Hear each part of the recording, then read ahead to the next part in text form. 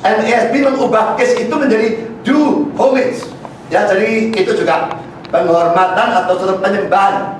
Karena kiss itu memang menunjukkan tindakan penyembahan. Jadi saudara, Yesus harus dicium, berarti dia harus disembah. Ya. Nah, lalu saudara, poin yang kedua, penyembahan atau ibadah kepada malaikat itu dikecam dalam kitab suci, saudara. Kolose 2 ayat 18. Ya, ini ada kata beribadah kepada malaikat. Kalau saudara lihat konteksnya, jelas dikecam. King James, worshiping of angels, penyembahan malaikat-malaikat. Memang kata Yunani yang digunakan beda, ya, tapi artinya sama, ya. Worship. Dan satu buku penafsiran Yunani mengatakan kata ini bisa digunakan untuk bermacam-macam cara, tapi berarti tindakan menyembah, ya. Karena itu tidak heran ya, waktu Yohanes menyembah malaikat, malaikatnya tidak mau, dialihkan kepada Allah, ya. Dan lalu saudara, poin yang ketiga, Allah tidak memberikan kemuliaannya kepada yang lainnya. Jadi dia tok yang boleh disembah, tidak boleh yang lain. Yesaya 42 ayat 8, dia tidak berikan kemuliaannya kepada yang lain. Yesaya 48 ayat 11 juga. Lalu mengapa Allah suruh orang atau malaikat sembah Yesus dan disuruh menghormati Yesus seperti menghormati dia? Sama. Yohanes 5, 22, 23. Ya, berarti kok dia memberikan kemuliaan atau kemuliaannya kepada Yesus, ya. Bagi kita tidak masalah, karena Yesus bukan yang lain. Yesus dan Bapa adalah satu. Tapi bagi mereka itu mestinya jadi masalah, ya. Di samping itu saudara, kalau mereka mengatakan bahwa kata proskuneo itu boleh untuk yang non Allah, lalu pertanyaannya saudara, mengapa pada waktu rasul-rasul itu disembah, kok mereka tolak, saudara? Katanya kan boleh toh, proskuneo boleh pada non Allah toh. Nah, Kisah Rasul 10, 25, 26, waktu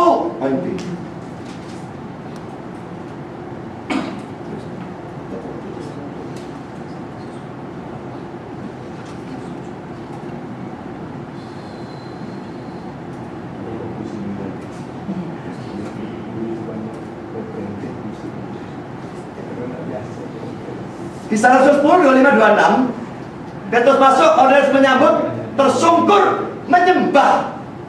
Itu pakai proskuneo, saudara. Ya, tapi ditolak sama dia. Lalu Wahyu 19 ayat 10a juga, Yohanes menyembah, itu pakai proskuneo. Wahyu 22, 8 dan 9, Yohanes menyembah malaikat juga pakai proskuneo. Tapi malaikat menolak, dia berkata, sembahlah Allah, pakai proskuneo juga. Kalau katanya malaikat tadi bahwa proskuneo boleh untuk non Allah, mengapa rasul-rasul menolak? Mengapa malaikat menolak proskuneo itu dan mengalihkan hanya kepada Allah? Saya memang tahu bahwa dalam kitab suci ada penyembahan orang kepada orang menggunakan proskuneo, tapi tidak berarti bahwa itu tidak dosa. Itu dosa. Kalau dalam Kejadian susu, dalam Perjanjian Baru, jelas itu bertentangan dengan Matius 4 ayat yang ke-10. Sekian jawaban saya. Nah, dengan kasih, nah, saya mau tunjukkan di sini bahwa ada penekanan yang harus dibenarkan. Engkau harus proskuneo kepada Allah dan hanya kepadanya engkau latruo. Jadi penggunaan kata berbakti pun kurang tepat. Oke, itu yang saya bisa katakan. Jadi terjemahan bahasa Indonesia memang kacau. Seperti saya katakan tadi, berbakti kepada orang tua tentu boleh, tapi kata berbakti yang dikenakan kepada Allah, latruo, itu keliru penerjemahannya. Saya tidak tahu terjemahan apa yang tepat. Tetapi Alkitab mencatat proskuneo menurut Kamus Strong, bukan Alkitab ya, Kamus Strong, proskuneo itu adalah tanda hormat yang dikenakan dengan mencium tangan, dengan berlutut, ditujukan kepada seseorang, kepada yang lebih tinggi derajatnya. Bisa kepada Allah, bisa kepada Yesus, bisa kepada makhluk surgawi, bisa kepada imam besar. Itu kata Kamus Strong. Ya, saya lebih mengutip ke itu. Bahasa itu netral. Ya, jadi proskuneo itu bisa dikenakan kepada semua yang saya sebutkan itu tadi. Ditandai dengan sikap bertelut, mencium tangan dari seseorang kepada yang lebih tinggi tingkatannya. Tetapi tentang latruo itu Alkitab mencatat hanya kepada Allah yang Maha Besar atau sesuatu yang dialahkan. Jadi kalau saudara menganggap berhala itu adalah Allah saudara, maka saudara latruo kepadanya. Itu yang Alkitab catat. Ya, saya pikir untuk materi ini kita bisa tutup. Memang kita tidak bisa ketemu, tetapi penjelasan yang kami berikan saya rasa sudah cukup. Saudara tidak punya hak tutup, saya tidak mau ditutup. Oh enak ditutup. Saya sudah tidak akan menanggapi lagi, Pak. Silakan. Lo terserah, tidak mau menanggapi ya saudara amblas. Om saudara kedosa tidak bisa jawab kalau ditutup. Pertama saudara, tadi dikatakan Toto berbakti kepada orang tua. Saya dari sini kelihatan orang-orang guyu saudara. Karena kata yang digunakan itu jelas kata yang sangat-sangat berbeda artinya. Semua orang bayi yang umur setahun barangkali sudah bisa ngerti ya. Berbakti kepada orang tua, berbakti pada Tuhan itu beda sama sekali tidak bisa dihubungkan ya. Sama sekali tidak ada urusannya. Di samping yang kita persoalkan dalam persoalan ini adalah penyembahannya sebetulnya ya. Tadi sudah saya katakan, tapi tetap Pak Beninya ini tidak nangkep atau pura-pura tidak nangkep. Bagaimana saya tidak ngerti. Proskuneo itu tindakannya. Orangnya berlutut kayak menyembah, tindakan itu saudara. Lo sudah tentu itu bisa dilakukan kepada yang non Allah. Tapi kalau dilakukan kepada yang non Allah, itu melanggar Matius 4 ayat 10 dan itu adalah dosa. Kalau saudara mengatakan latria itu hanya kepada Allah, nah ini tidak ngerti saudara, tidak ngerti bahasa saudara. Tahu dari mana muncul kata idolatry? Idolatry itu penyembahan berhala. Dari kata idol, idol itu kan berhala. Latri itu dari kata mana saudara? Dari kata yang sama. Latria bahasa Latin, latruo dalam bahasa Yunani. Dari mana muncul kata Mariolatry? Maria dan latria. Latria dari sini. Jadi kalau ibadah itu mau dilakukan kepada non Allah juga bisa. Tapi dosa. Menyembah dilakukan kepada non Allah juga bisa, tapi dosa. Nah mengapa tapi kalau dilakukan kepada Yesus, diperintahkan kepada Yesus dan diterima oleh Yesus karena dia bukan Allah? Kenapa? Bukan latruo Pak itu Pak. Proskuneo Pak itu Pak. Dua-dua bisa kepada yang non Allah. Itu proskuneo di catatan di dalam Alkitab itu proskuneo, bukan latruo. Lalu mengapa kalau proskuneo itu boleh kepada non Allah? Kenapa rasul-rasul menolak? Jawab pertanyaan ini saja. Rasul dan malaikat menolak. Latruo itu tidak boleh kepada yang lain, Pak. Ini proskuneo, Pak. Tadi Bapak tanya Terus sekarang mempersoalkan proskuneo. Rasul tadi menolak loh. Ya. Di salah 10 Petrus disembah oleh Cornelius itu pakai proskuneo. Kata kalian proskuneo boleh non Allah. Mengapa kok Petrus tidak mau?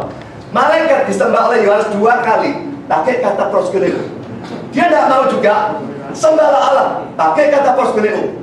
Kenapa? Kalau memang proskuneo boleh untuk non Allah seperti yang kalian katakan, kenapa rasul-rasul dan malaikat menolak? Ya, saya rasa jawabannya gampang. Kalau di sini, kalau di kantor, ya, maka karyawan saya proskuneo kepada saya terima urusan pekerjaan. Tapi kalau di sini saudara mau proskuneo kepada saya katakan jangan, hanya kepada Yesus. Gampang sekali, hanya kepada Yesus dan kepada Allah. Kan begitu. Ya, saya rasa juga saya tambahin. Itu pilih Petrus Pak dan malaikat untuk tidak mau diproskuneo sama dia, pilihan Petrus dia. Tidak ada masalah, bukan? Itu pilihan Petrus. Itu sudah dalam Tuhan dia ngerti. Justru itu dia memilih tidak. Tentu pilihan Petrus karena dia tahu itu salah. Konteksnya sudah dalam Tuhan dia tidak mau. Saya rasa begitu penjelasan saya. Kalau saya di kantor, ya, karyawan saya proskuneo kepada saya, no problem. Tapi kalau di sini saat memberitakan firman ini, kemudian ada yang proskuneo kepada saya akan Terus terang saja, jangan. kalau saudara dimanapun ada orang proskuneo sudah terima, saya anggap saudara orang brengsek. Nah, saya Karena hanya justru orang brengsek bukan Allah, Kalau tapi menerima perkara proskuneo. yang menilai Pak Budi itu saya tidak ambil pusing, Pak. Oh saya tidak peduli orang brengsek kapan datang, jangan dilihat. Kalau kita dianggap brengsek tidak apa-apa, tapi buta bagi orang yang mengatakan bahwa proskuneo tidak boleh dikenakan kepada orang itu buta. Itu.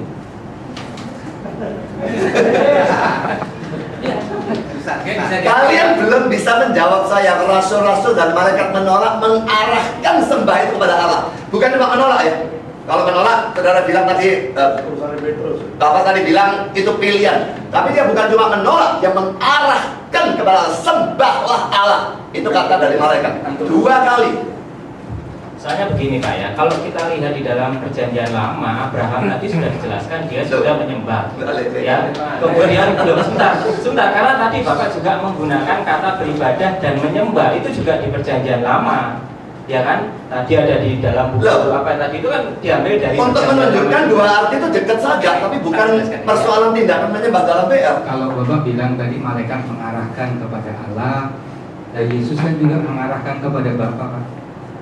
Kapan? Yesus terima disembah kok. Penyembah yang benar itu yang bilang Yesus, Pak.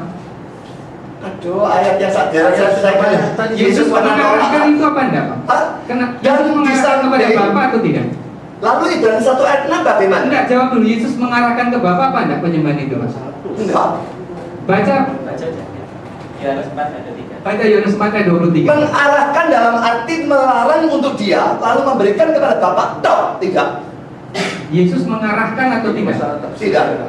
Dia memang kalau orang mau menyembah, mau berbakti, itu menyembah Allah.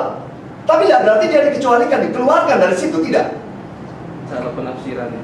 Oke, saya pikir begitu. Kita memang tidak pernah ketemu, Pak. Ya, tapi penjelasan saya sudah ketemu. Ya. Tidak harus ketemu. Tidak harus ketemu. Ya, harus ketemu. Tidak harus. Nanti, Pak. Jadi kita memang tidak pernah bertemu dalam hal pendapat, ya. Tetapi jangan bilang kalau saya berhenti saya menyerah, tidak. Ya, saya bisa menjawab. Hanya perkara jawaban saya tidak bisa memuaskan Anda, yaitu urusan karena jawaban Anda juga sama sekali tidak bisa memuaskan saya. Jadi memang jawaban kita berbeda. Dan inilah Unitarian yang di situ Trinitarian. Begitu. Hermeneutika masalahnya. Bagaimana sekarang? Saya kira bukan cuma masalah hermeneutika. Ini masalah common sense pertama mungkin. Atau kedua, masalah fair atau tidak fair. Menurut saya di situ. Kalau masalah fair, sejak semula jelas, ya, ada keberpihakan. Ya, Aldrin ada keberpihakan. Jadi setiap kali kami berkomentar, Tidak ada urusan dengan apa.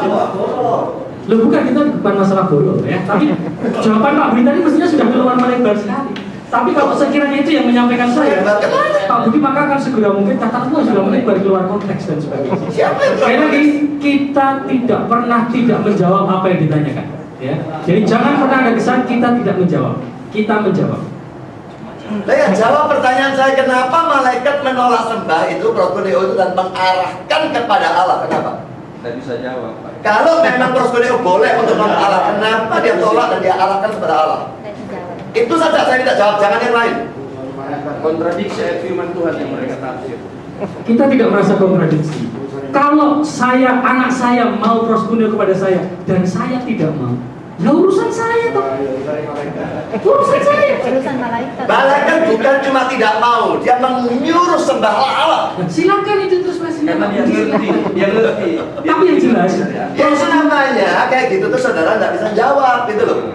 saya menyebut ini saya bisa menjawab, hanya Pak Budi tidak mau terima. Ya, Karena menurut saya jelas sekali proskuneo dan latros itu berbeda. semua yang mendengar bisa menyimpulkan sendiri saya. Silakan. Ya, oke. Silakan disimpulkan. Oke, ya. Baik, saya mau menambahkan. Nah, ini katanya ditutup. Ada teruskan. Mau ditutup? Sudah tahu terserah Pak Frans. Oh, diteruskan ini. Untuk masalah ini, kita masuk ke Masih bukan berakhir. Loh, enggak, ya poin ini. Ya. Kan kita gantian memberikan topik dong. Ya, ya. Tadi saya memberikan topik. Kalau ini memang selesai, ya sekarang kalian memberikan topik. Oke, jadi masalah tadi ditutup. Saya rasa kami sudah memberikan maksimal penjelasan, diterima atau tidak itu bukan urusan kami. Topik yang kali ini saya akan mengatakan bahwa marilah kita percaya kepada Yesus apapun kapasitasnya. Percayalah bahwa mengikuti apa yang dikatakan Yesus adalah benar, pasti benar. Barangkali penjelasan saya tidak sanggup memuaskan saudara, tetapi percayalah kalau saudara membaca Alkitab dan ketemu ajaran Yesus, percayalah bahwa apa yang diajarkan Yesus pasti benar. Salah satu ajaran yang akan saya buka adalah Yohanes 17 ayat 3.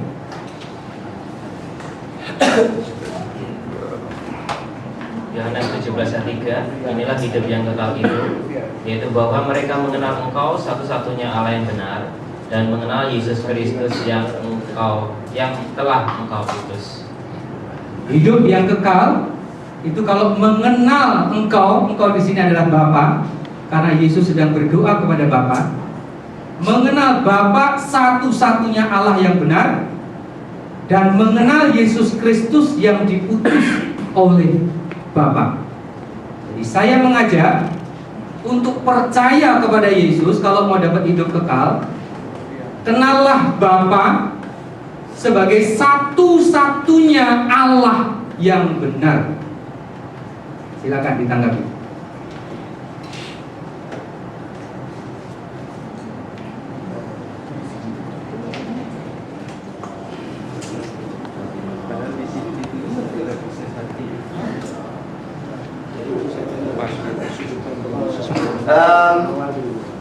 Kelompok mereka ini namanya Unitarian. Saksi Yehova termasuk Unitarian ya. Cuma mereka bukan saksi Yehova, tapi argumentasi mereka banyak yang punya kemiripan dengan saksi Yehova.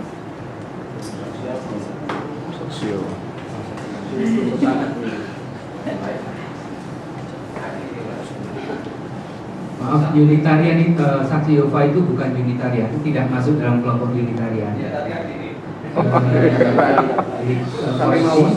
Saksi Yehova itu bukan termasuk Saya nggak maksudkan golongan, ya, tapi istilah teologi Unitarian itu yang percaya Allah tunggal mutlak, ya, dan saksi Yehova termasuk di sana ya. Dan Yohanes 17 ayat 3 ini merupakan salah satu ayat favorit dari para saksi Yehova untuk menyerang keilahian Kristus dan sekaligus menyerang doktrin Allah Tritunggal. Karena di sini adalah Bapa itu satu-satunya Allah yang benar dan sebagainya ya. Jadi dari sini mereka mengklaim Yesus itu bukan Allah, dan jelas bahwa Tritunggal itu tidak ada ya. Allah itu cuma satu-satunya ya.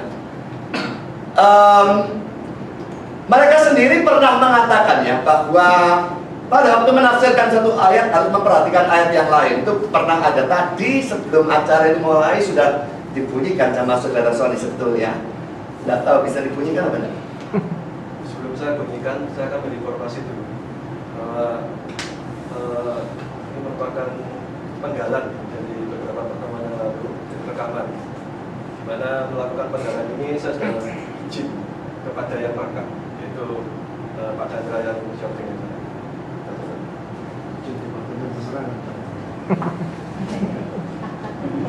Saudara mesti bisa memahami bahwa kalau kami menjelaskan sedapat mungkin penjelasan satu ayat itu harus dijelaskan dibandingkan dengan ayat yang lain. Amin. Yang jelas saja. Amin. Ya. Saudara mesti bisa memahami Jadi amin ya. bahwa Amin. kalau Jadi kami- pada waktu cukup. Jadi pada waktu menafsirkan satu ayat, kita tidak bisa cuma lihat ayat itu tok lalu menutup seluruh kitab suci ya. Itu kegilaan ya. Kalau dengan cara seperti itu kita bisa mengatakan bahwa Yesus itu berdosa, karena Roma 3:23 mengatakan semua manusia berdosa. Hanya lihat ayat itu tok, Yesus manusia jadi dia berdosa. Silakan saudara ya. Jadi harus satu ayat ditafsirkan dengan semua ayat dalam kitab suci yang berhubungan. Kalau yang tidak berhubungan tentu saja tidak. Tapi yang berhubungan tentu harus dipertimbangkan. Saya bacakan sekali lagi Yohanes 17 ayat 3 ya.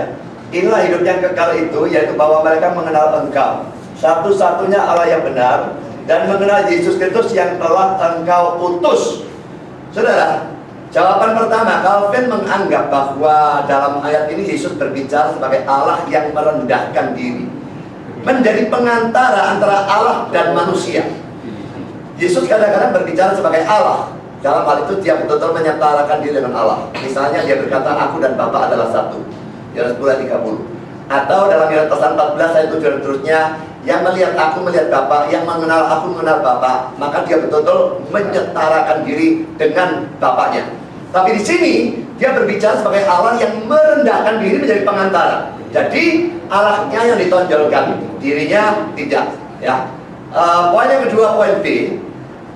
Yohanes 17 ayat 3 ini tidak boleh ditafsirkan bertentangan ayat kitab suci yang lain. Dan ayat kitab suci yang lain yang saya maksudkan adalah 1 Yohanes 5 ayat yang ke-20, di mana Yesus juga dikatakan sebagai Allah yang benar. Ya. Saya tahu mereka akan mengatakan bahwa istilah ini menunjuk pada Bapa, tapi itu tidak mungkin. Ya. 1 Yohanes 5 ayat 20 saya akan bacakan ya. Akan tetapi kita tahu bahwa Anak Allah telah datang dan telah mengaruniakan pengertian kepada kita, supaya kita mengenal yang benar. Yang benar ini siapa? Bapak ya. Dan kita ada di dalam yang benar, Bapak. Di dalam anaknya Yesus Kristus. Dia itu siapa? Yesus. Kalau dia kalimat dia siapa? Yesus. Yesus. Di dalam anaknya Yesus Kristus. Dia, wah ngomong di sini. Tidak mungkin saudara. Dia itu, nanti jangan jawab dulu. Belum waktu saudara. Dia pasti menunjuk pada yang terakhir dalam kalimat dibicarakan. Ada Allah yang benar dan hidup yang kekal. Ya. Jadi itu penafsiran saya. Dia di sini menunjukkan pada Yesusnya. Jadi Yesus itu adalah Allah yang benar. Dengan demikian, satu-satunya Allah yang benar dalam Yohanes 17 ayat 3 tadi tidak boleh diartikan bahwa Yesus bukan Allah yang benar. Nah, kalau Yesus adalah Allah yang benar, apakah nabrak satu-satunya Allah yang benar? Tidak nabrak. Kalau bagi kami, kalau bagi mereka nabrak. Karena bagi kami yang percaya di Tunggal, Bapa dan Yesus itu satu hakikat. Ini Allah yang benar, ini Allah yang benar. Ada berapa Allah benar? Satu. Tidak ada dua. Jangan salah saudara, yang percaya di Tunggal, Bapa itu Allah, Yesus itu Allah, Roh Kudus Allah. Tapi kita tidak pernah percaya tiga Allah. Kita percaya cuma satu Allah. Tapi kalau bagi mereka, seandainya mereka mau menerima Yesus Allah yang benar, lalu Bapa ini Allah yang benar, betul-betul jadi dua. Karena bagi mereka Yesus itu malaikat yang beda total dibandingkan dengan Bapa. Dua pribadi yang beda total. Kalau ini Allah benar, ini Allah benar, menjadi dua. Nubruk yang 17 ayat 3 tadi. Ya, tapi bagi kami tidak nubruk. Ini poin yang kedua. Sekarang poin yang ketiga, saudara. Pernyataan bahwa Allah itu esa atau satu. Itu tujuannya apa, saudara? Pertama, saudara, untuk menentang politeisme. Ini perlu saudara tahu ya. Zaman itu penuh dengan politeisme. Agama yang percaya banyak Allah, banyak dewa. Jadi tujuan menekankan Allah itu esa, satu, satu-satunya. Itu menentang politeisme yang percaya banyak dewa. Bukan menentang keilahian Kristus atau Roh Kudus. Bukan menentang doktrin Allah Tritunggal. Jadi bukan cuma Yohanes 17 ayat 3 doa ya, tapi semua ayat yang menekankan Allah esa. Seperti Ulangan 6 ayat 4, 1 Korintus 8 ayat 4 dan 6, 1 Timotius 2 ayat 5, Yakobus 2:19 dan sebagainya. Perlu diingat ya, semua agama lain di luar Kristen dan Yudaisme pada saat itu adalah penganut politeisme. Jadi begitu kuatnya pengaruh ini ya, ajaran banyak dewa. Jadi kita harus menekankan banyak kali Allah itu esa, satu-satunya dan sebagainya. Menentang politeisme, bukan keilahian Kristus, bukan Allah Tritunggal. Bahwa kata-kata Allah esa atau satu ya ditujukan menentang politeisme itu terlihat dari sini saudara. Misalnya ya, Ulangan 6 ayat 4. Cukup besar nggak?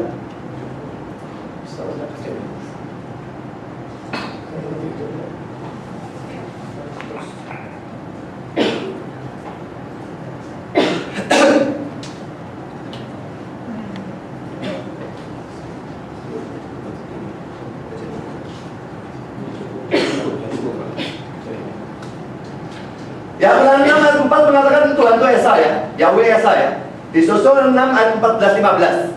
Jangan kamu mengikuti Allah lain dan sebagainya. Jadi jelas bahwa Allah esa menghantam politeisme. Jangan ada Allah lain ya. 1 Korintus 8 ayat 4-6 tentang makan daging persembahan dan sebagainya. Tidak ada berhala di dunia, tidak ada Allah lain dan Allah yang esa ya. Jadi menentang berhala maksudnya, bukan menentang Tritunggal atau apapun sebetulnya. Jadi itu. Lalu kedua, saudara, apa tujuannya kitab suci mengatakan Allah itu satu, satu, satu, dan sebagainya? Untuk menyatakan bahwa hakikat Allah hanya satu, bukan pribadinya satu, hakikatnya satu. Jadi ini yang saya tidak mengerti dari mereka ya. Sejak pertama saya khotbah, saya waktu itu dapat giliran khotbah pertama ya, saya sudah menyatakan mengapa saya percaya Allah Tritunggal. Karena alasan pertama, ayat-ayat kitab suci pada ayat tertentu menunjukkan ketunggalan Allah. Saya mengutip Ulangan 6 ayat 4. Saya nggak mau menekankan panjang lebar karena saya berhadapan dengan unitarian. Jadi yang Allah Esa itu, saudara boleh berikan 1000 ayat, saya setuju, saya aminkan. Tapi saya tidak mengaminkan kalau itu menabrak Tritunggal ataupun keilahian Kristus. Allah Esa, ya. Tapi ada kelompok ayat kedua menunjukkan adanya kejamakan dalam diri Allah. Misalnya Allah menggunakan kata kita untuk dirinya sendiri, ya. Lalu Yesus jelas dinyatakan sebagai Allah. Bapa itu Allah, Yesus Allah, kelihatan ada jamak kelihatannya. Nah, karena ada yang satu, ada yang jamak, maka dari sini digabungkan muncul doktrin Tritunggal. Kita tidak boleh mengabaikan salah satu golongan, saudara. Ada ayat-ayat menunjukkan adanya kejamakan dalam diri Allah. Ada ayat-ayat menunjukkan ketunggalan dalam diri Allah. Digabungkan, harus dilihat dua-dua, maka yang keluar ada doktrin Allah Tritunggal. Ya. Jadi saya tidak menyangkal Allah itu Esa, sama sekali tidak. Tapi itu tidak menabrak keilahian Kristus. Karena biarpun Kristus Allah, tetap Allahnya yang benar itu cuma satu. Ya itu saja jawaban saya. Ya, saya ingin menanggapi.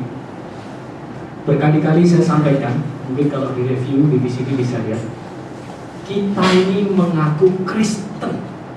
Kristen itu mengikuti Yesus. Kata-katanya ya dan amin, betul. Ya, Yesus sendiri yang katakan ini.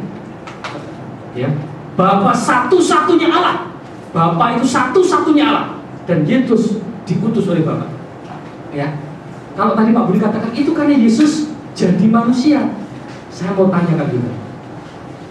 Kalau Yesus jadi manusia, harusnya kan ayatnya bukan begini, tapi Bapa dan Roh Kudus itu satu-satunya Allah. Tapi ini Yesus katakan Bapa itu satu-satunya Allah yang benar dan tidak disebut Roh Kudus. Atau mungkin ada dogma lagi yang katakan Roh Kudus akan menjelma menjadi manusia juga, sehingga ini dikatakan juga oleh Roh Kudus. Ataukah ini yang disebut di luar akal itu atau melebihi akal itu? Cara saya ini betul-betul tidak masuk akal saja. Ya. Yesus sendiri yang katakan Allah itu satu-satunya Bapa, Dia diutus. Sekiranya Yesus hadir di sini dan katakan itu, masihkah saudara katakan Yesus merendahkan diri? Lalu kapan kata-kata Yesus dipercaya? Ini kata-kata Yesus, saudara. Bapa itu satu-satunya Allah dan Yesus itu diutus oleh Bapa. Pada saat saya mengikuti pembicaranya Pak Budi, anggap Yesus jadi manusia. Sekali lagi saya sampaikan, harusnya yang satu-satunya Allah bukan cuma Bapa, Roh Kudus juga kalau Trinitas konsisten. Tetapi ini tidak disebut.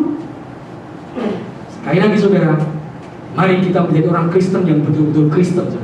Ini kata-kata Yesus sendiri. Kalau saudara masih juga untuk tidak mempercayai ini, pantaskah kita mengaku Kristen? Terima kasih. Saya juga ingin tambahkan, kenapa saya kepercayaan Unitarian saya begitu kuat? Karena saya percaya apa yang dikatakan oleh Yesus. Bagi saya, Yesus itu adalah pemimpin saya dan guru saya. Sehingga ketika Yesus berbicara bahwa Allah itu satu dan menunjuk kepada Bapaknya yang benar, sehingga kepercayaan saya ini kuat. Karena yang berbicara ini adalah siapa?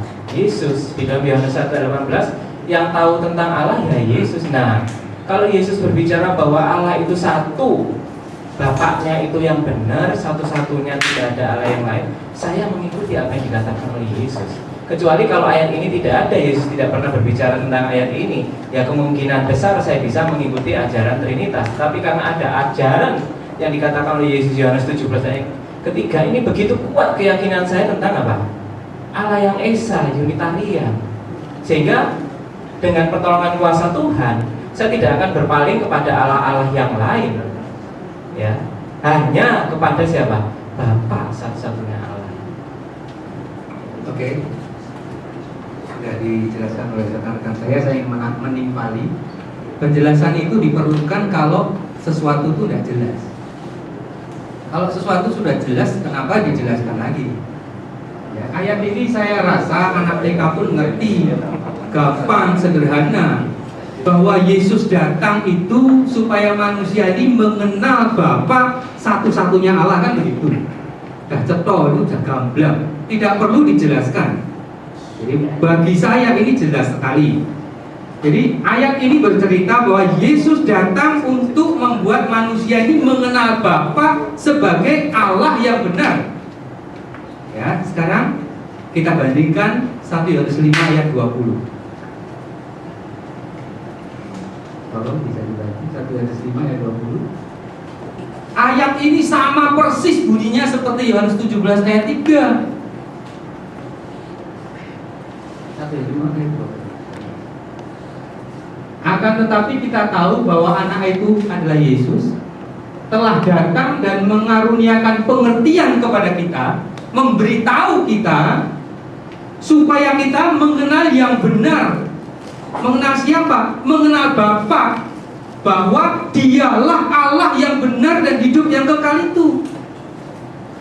Sama persis 1 Yohanes 17 ayat 3 ini dengan 1 Yohanes 5 ayat 20. Kalau ini pun tidak dimengerti, silakan tanya ahli bahasa. Ini tidak berbicara tentang iman dan sebagainya. Ini gamblang. 1 Yohanes 5 ayat 20 berkata bahwa Yesus datang untuk membuat kita ini mengenal Bapa sebagai satu-satunya Allah yang benar dan hidup yang kekal. Cukup jelas saya rasa. Kalau Allah yang benar dan hidup yang kekal itu adalah Yesus, omong kosong itu. Belajar lagi bahasa Indonesia. Bahasa asli.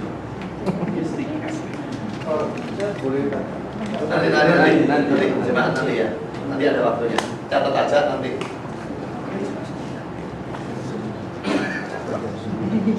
Sudah selesai? Oh. Saya kira pertama saya jawab yang Roh Kudus ya. Jadi di sini memang dia tidak bicarakan tentang Roh Kudus, dan saya memang percaya Roh Kudus adalah Allah yang benar juga. Tapi tetap seperti yang saya katakan, Bapa itu Allah, Anak itu Allah, Roh Kudus Allah. Tidak berarti kami percaya 3 Allah. Jadi tetap tidak menyalahi satu-satunya Allah yang benar tersebut.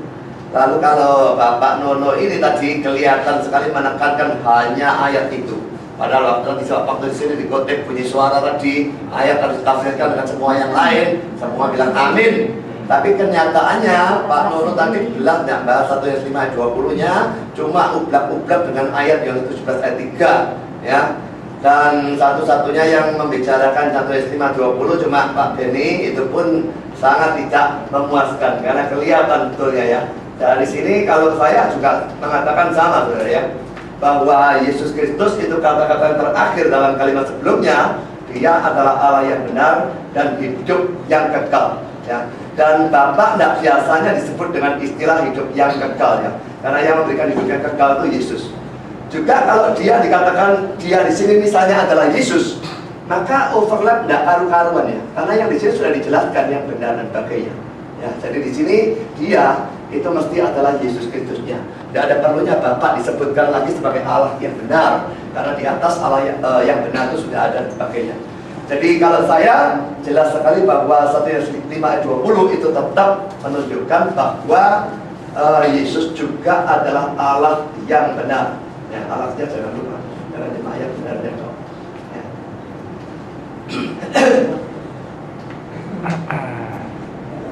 Jadi lalu dijawab apa ayat ini, Allah yang benarnya ini?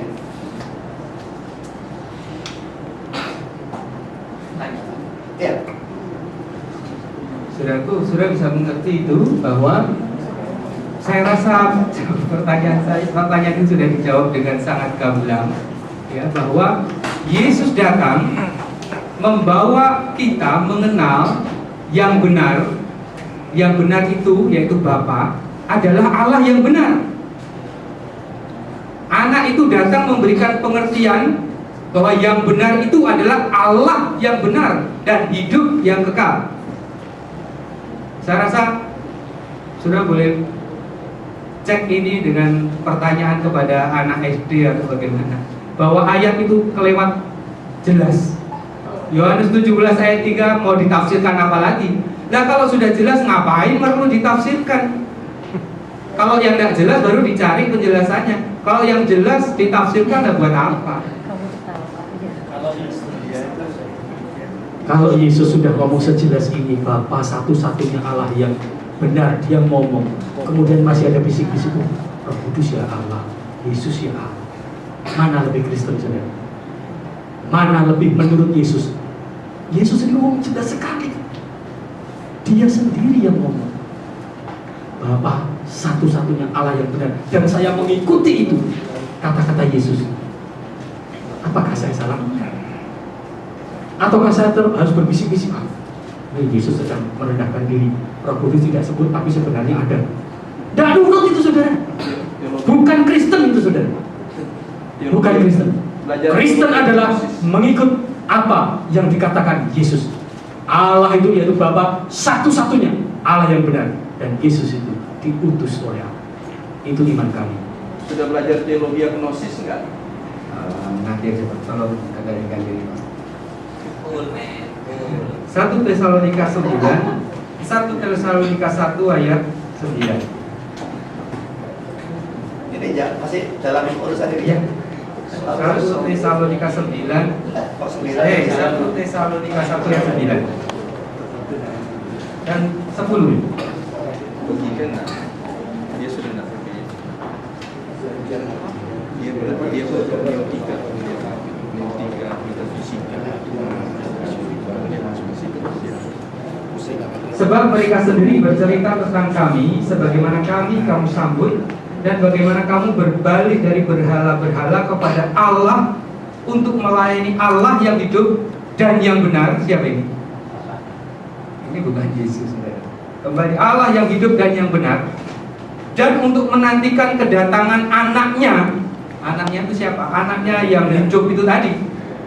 Ini baru Yesus, yang telah dibangkitkan dari antara orang mati. Mau ayat apa lagi? Saya rasa sudah cukup jelas, maaf, kecuali kalau sudah menutup mata dengan semuanya ini. Saya kira Pak Nononya belas nggak berubah ya. Cuma ngelihat ayat itu nggak mau gobres 1 Yohanes 5 ayat 20. Dijelaskan kok. Jadi Kita satu tim. Sudah dijelaskan, oke. Sudah dijelaskan. Kami setuju. penjelasannya minta dari sana. Jelas. Ya, tapi secara pribadi kan lain ya. Apa kita Ya. akan ngomong satu-satu semua? Nah, 1 Tesalonika 1 ayat 9 itu memang dekat dengan Yohanes 17 ayat 3. Tapi 1 Yohanes 5 ayat 20 lain lagi. Jadi biarpun ada 100 ayat yang mengatakan Bapa itu adalah Allah yang benar, tapi ada 1 ayat saja mengatakan bahwa Yesus juga adalah Allah yang benar. Kita harus perhatikan ayat yang satu ini, tidak bisa perhatikan cuma ayat 100 kan. Katanya harus memperhatikan semua. Saya tidak peduli saya bisa tunjukkan 100 ayat, tapi 1 ayat ini jelas menunjukkan pada Yesus. Dan kalau saudara lalu mau Roh Kudus, coba tolong tunjukkan Kisah Rasul pasal 5. Sebetulnya kita bukan membicarakan keilahian Roh Kudus, tapi itu tercakup dalam Tritunggal. Jadi sampel saja dalam kisah. Ini justru keluar konteks. Enggak.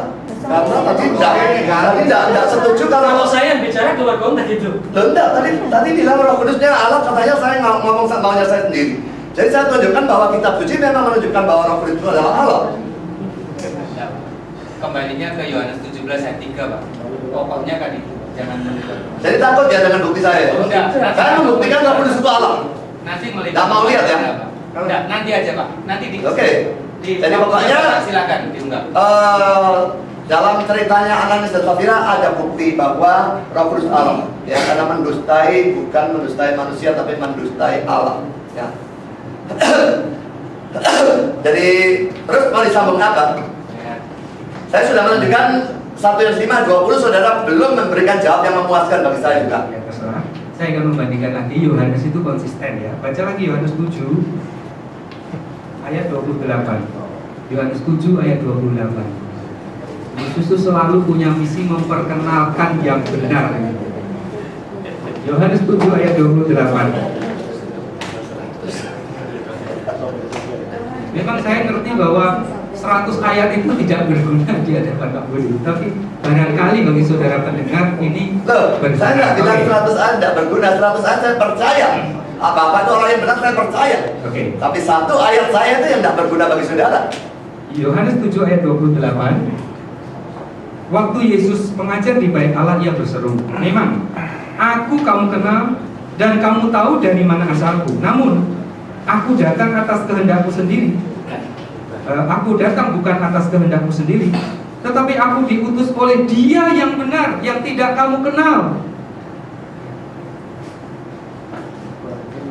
Jadi lihat, Yesus itu selalu punya misi memperkenalkan Dia yang benar itu. Dialah yang mengutus Yesus. Aku kenal Dia sebab aku datang dari Dia, dan Dialah yang mengutus aku. Saya rasa Yohanes tidak berubah pikiran ini, bahwa Allah yang benar itu adalah Bapa itu yang sedang diperkenalkan oleh Yesus. Terima kasih.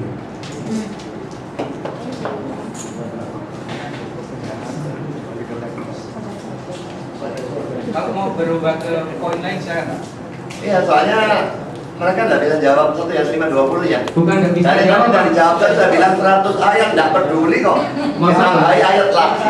Saudara baru 3 loh ayatnya. Begini Pak, bukan tidak bisa menjawab. Menurut Pak Budi, Dia adalah Allah yang benar itu untuk Yesus. Sedangkan jawaban saya itu untuk Bapa, itu jawaban saya Pak. Kalimatnya itu kok kenapa kok Yesus Kristus terakhir terus Dia? Ya, itu jawaban saya. Berarti Bapak Budi sudah tahu ya kalau saya menjawabnya. Tahu lah. Ya sudah.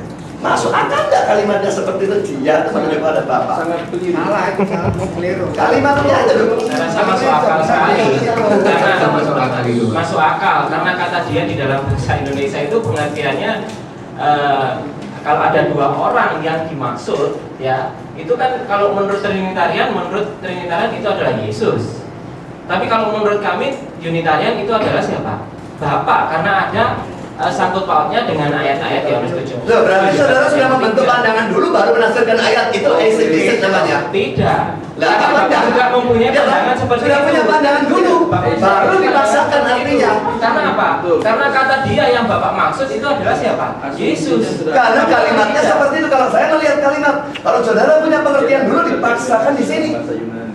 Orang ketiga tunggal, orang kedua. Itu namanya exegesis bukan exegesis. Dan Lebih itu kental salah. lagi Pak, Yohanes 17 ayat 3 itu kalau Bapak mau pikirannya bersih, tidak perlu ditafsirkan. Tuh. Tadi loh ini sudah dibunyikan loh, suaranya kalian sendiri loh yang mengatakan satu ayat mesti ditafsirkan dengan ayat lain. Kalau Dan jelas saudara kenapa amin. ditafsirkan Pak? Yang nggak jelas ditafsirkan dibandingkan. Kalau sudah jelas ngapain Sekarang saya ditafsirkan? tanya, Roma 3 ayat 23 semua manusia berdosa, jelas apa tidak? Lain. Loh apa lain? Kelainan. Tidak jelas itu, semua manusia berdosa, tidak jelas. Apa Pak Budi kurang jelas dengan apa yang saya sampaikan? Pak Budi sudah sampaikan tuh. Jadi Saya berbandingkan berkata, dengan ayat yang lain. jelas atau tidak jelas, tidak peduli. Semua ayat mesti ditafsirkan dengan semua ayat yang lain. Kalau saya tidak Ya. begitu. Pak. Oh, Hah? keliru. Kalau saya tidak begitu. Iya, yang saudara mau nggak usah ditafsirkan. Misalnya Allah Esa itu senang saudara. Wah ini nggak usah ditafsirkan. Lalu Yesus beda dengan Bapa. Wah itu saudara senang, nggak usah ditafsirkan. Sebenarnya sudah ditafsirkan. Yohanes 17 ayat 3 bunyinya jelas. Kalau toh pun dihubungkan dengan ini, kami sudah jawab bahwa itu bukan bercerita tentang Yesus. Lah ya kalimatnya itu loh, belajarnya bagaimana bahasa Indonesia. Justru saya Yesus itu mempertanyakan, kalimat justru saya dalam- mempertanyakan Pak Budi, bagaimana Pak Budi bisa menangkap itu dikenakan ke Yesus? Ini kata-kata terakhir dalam kalimat di sini saudara, Yesus Kristus. Lalu Dia, kok bisa ngomong Bapak itu gimana? Tidak belajar deklinasi. Silakan kalau mau diuji bahasa silakan. Mau diuji. Salah, itu betul, Yesus itu. Nah. Sebentar, Saya kira sebentar. waktunya memang sudah jam 9. Jadi kita masuk dalam acara persembahan dahulu, lalu baru setelah itu ada kesempatan bagi jemaat untuk tanya kepada pihak yang manapun. Sekali lagi sedikit saya mau menjelaskan ini saja, sedikit setengah menit. Jadi anak ya telah datang mengaruniakan pengertian kita supaya kita mengenal yang benar ya. Yang benar itu siapa? Bapa, ya kan? Ya, Ada yang di dalam yang benar, itu adalah Bapa. Nah, Bapa itu siapa? Dia adalah Allah yang benar dan hidup yang kekal. Mungkin penjelasan saya begitu. Terima kasih. Nggak boleh loncat. Tahu itu salah. Nggak boleh loncat gitu. Kita masuk acara persembahan saja. Silakan yang bertugas. Setelah itu nanti tanya jawab ya. Nanti waktu tanya jawab, mau tanya sana, mau tanya saya boleh. Udah jelas Pak. Saya mau ngomong juga di sini.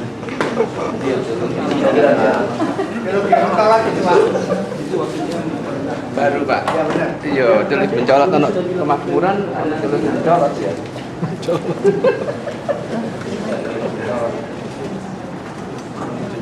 Iya sih.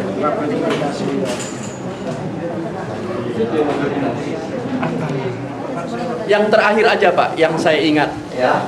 Tapi referensinya, yang Filipi pasal 2 itu tentang, saya bawa linguistik key.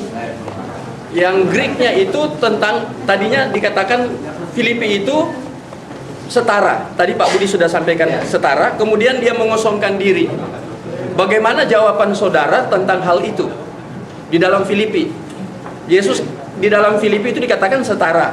Artinya dia Allah dengan Bapa. Tapi kemudian mengosongkan diri. Ini bahasa Yunani, linguistiki katakan kenosis.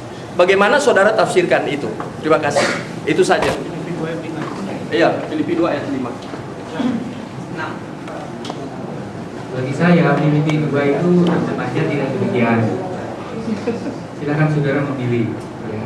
Kalau kaum Trinitarian saya tahu persis bahwa itu menjadi andalan dengan mengatakan Yesus itu yang tadinya setara lalu melepaskan diri, begitu kan?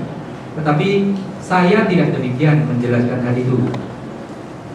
Jadi Yesus itu tidak ingin merampok untuk menyamai Allah. Jadi dalam segala kuasa yang dimiliki, kuasa di surga, di bumi, ya, kemuliaannya ada pada dia. Ya, tetapi Yesus tidak akan merampok untuk menyamai Allah. Itu yang kami percayai. Thou it not robbery to be equal with God. Jadi itu yang kami percaya. Mungkin ada yang mau menambah? Ya. Baik, saya akan menambahkan sedikit. Menurut Lembaga Alkitab Indonesia, ya, yang saya hadiri acara seminar tanggal 28 April lalu, tentang ayat ini juga ditanyakan. Penjelasannya dari Lembaga Alkitab Indonesia adalah Yesus tidak pernah memperkenalkan dirinya sebagai Allah, dan Paulus tidak pernah menyebut Yesus sebagai Allah. Lembaga Alkitab Indonesia menegaskan demikian. Harus ditegaskan bahwa dalam Perjanjian Baru tidak pernah ada rumusan Yesus adalah Allah. Jadi jelas, Lembaga Alkitab Indonesia yang ahli Ibrani dan Yunani, yang mungkin ahli hermeneutik, dia menegaskan bahwa di dalam Perjanjian Baru tidak pernah Yesus itu Allah. Oke, Pak Budi, saya tanggapi ya. Belum, tanya aja Bapak. Bapak sekali tanya aja. Karena dia kan tadi menanggapi pertanyaan saya nggak puas dengan jawabannya. Tadi Alvin dan saya belum selesai jawabnya. Oke. Ya, saya masih ada jawaban. Jadi ada dua perspektif di sini. Yang pertama, ayat itu bunyi seperti ini. Yang walaupun dalam rupa Allah, tetapi tidak menganggap kesetaraan itu sebagai sesuatu yang dipertahankan, tetapi telah mengosongkan dirinya dan seterusnya. Ya. Jadi paham yang pertama berpikir bahwa seakan-akan Yesus itu sudah setara, tapi mengosongkan, merendahkan diri. Sedangkan terjemahan yang lain dikatakan bahwa ada kata merampas. Jadi terjemahan yang lain menunjukkan bahwa Yesus ini tidak ingin disetarakan dengan Allah. Ada kata robbery, ada kata merampas di sana. Ya, jadi beda sekali. Yang satu sudah setara, tapi mengosongkan diri. Yang satu tidak ingin disetarakan. Ya, ada dua paham ini. Tetapi jelas sekali LAI sendiri jauh lebih ahli dari Bapak mungkin ya. Sekedar hermeneutika ya, mereka jauh lebih ahli. Katakan Paulus tidak pernah punya paham menganggap Yesus sebagai Allah. Jadi ayat ini jelas lebih condong kepada Yesus tidak ingin disetarakan. Thought it not robbery to be equal with God. Itu jawabannya. Oke. Saya ingin menanggapi, bisa? Bisa. Kami Pak, ini nggak apa, karena ditanya juga. Sorry. Oke, Pak Budi. Memang terjemahan dari King James itu seperti yang dikatakan oleh Pak Benny. Not robbery. Jadi Yesus tidak menganggap itu sebagai suatu perampokan untuk menyamakan diri dengan Allah tuh dia tidak mau gitu ya. Tapi saudara coba perhatikan konteksnya ya. Lihat konteksnya Filipi mulai pasal 2 mulai ayat 1 ya. Coba perhatikan ya. Jadi karena dalam itu ada nasihat, ada penghiburan kasih, ada persekutuan roh, ada kasih mesra dan kasihan. Karena sempurnakanlah sukacitamu dengan ini. Dan dalam kamu selalu sepikir dalam satu kata, satu jiwa, satu tujuan, dengan tidak mencari kepentingan sendiri atau puji-pujian yang sia-sia. Sebaliknya, adalah dengan rendah hati yang selalu mengambil yang lain lebih utama daripada diri sendiri. Dan jangan tiap-tiap orang hanya memperhatikan kepentingan sendiri, tapi kepentingan orang lain juga. Nah ini. Bendara kamu dalam hidup bersama. Jadi ini sekarang suruh meneladani ya, meneladani Yesus ya. Kalau dalam terjemahan kita ya, dia tidak menganggap kesetaraan dengan Allah itu sebagai milik yang harus dipertahankan. Dia rela. Dia lalu merendahkan diri, mengosongkan diri menjadi manusia. Ini memang suatu contoh kerendahan hati. Karena dia tadinya setara dengan Allah, dia rela turun jadi manusia. Tapi kalau dalam terjemahan yang mereka pakai, itu terjemahan King James, tidak menganggap apa ya, tidak mau ngerampok kasarnya ya, tidak mau ngerampok kesetaraan dengan Allah. Jadi dia itu di bawahnya Allah.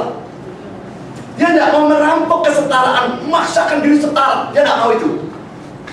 Apakah tidak mau setara begitu tuh contoh kerendahan hati? Menurut saya, jangan ngomong dulu sudah. Menurut saya itu cuma menunjukkan dia tidak gila. Ngerti maksudnya ya? Saudara ngerti bedanya ya? Benar. Cuma menunjukkan tidak gila.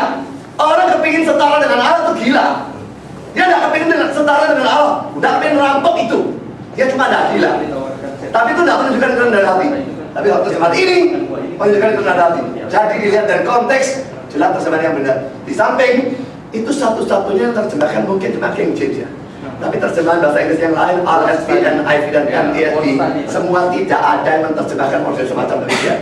Lain kali mungkin kita masuk dalam topik itu, kita bahas secara lebih detail bahasa Yunani-nya. Ya, tapi waktunya saat ini tidak memungkinkan. Oke, kita masuk dalam apa masih apa menanggapi? Maaf Pak, Saya mau tanggapi dulu, Pak. Sebentar. Ini kok apa trafficnya jadi yang ngatur Pak Budi ya?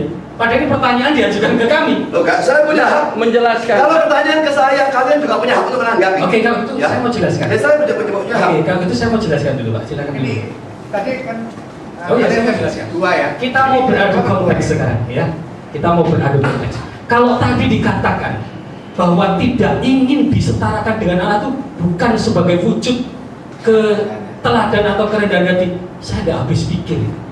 Itulah justru luar biasanya Yesus, saudara. Kepadanya sudah diberi kuasa luar biasa di bumi dan di surga. Tetapi itu dia tidak mau merampas. Coba saudara bayangkan dengan kasus yang terjadi di dunia ini. Kalau seorang sudah dikasih kuasa, maka pimpinannya digeser langsung. Tetapi Yesus tidak, saudara. Inilah Yesus yang luar biasa, yang saya yakini, yang saya cintai itu. Kepadanya diberi kuasa di bumi dan di surga, tetapi dia tidak mau disetarakan dengan Allah. Itu satu bentuk keteladanan yang sangat luar biasa, dan itu ada pada diri Yesus. Pak Maksud bukan jawab